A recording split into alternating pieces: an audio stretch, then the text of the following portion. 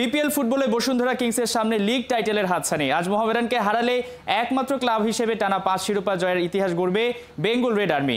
ময়মনসিংহে বিগ ম্যাচের কিক অফের বাঁশি বাজবে বিকেল 4টায়। বিপিএল ফুটবলে শেষের সুর, তবে এখনো হয়নি টাইটেলের রফা দফা।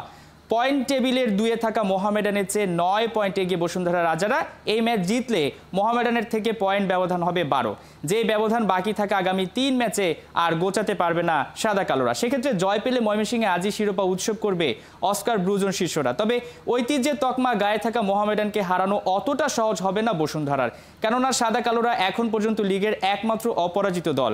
এমনকি ফার্স্ট লেগে ওরা হারিয়েছে বসুন্ধরা কিংসকে। মোহামেডানের প্রথম হার নাকি বাড়বে কিংসের অপেক্ষা? দর্শকদের জমজমাট লড়াইয়ের প্রতীক্ষা।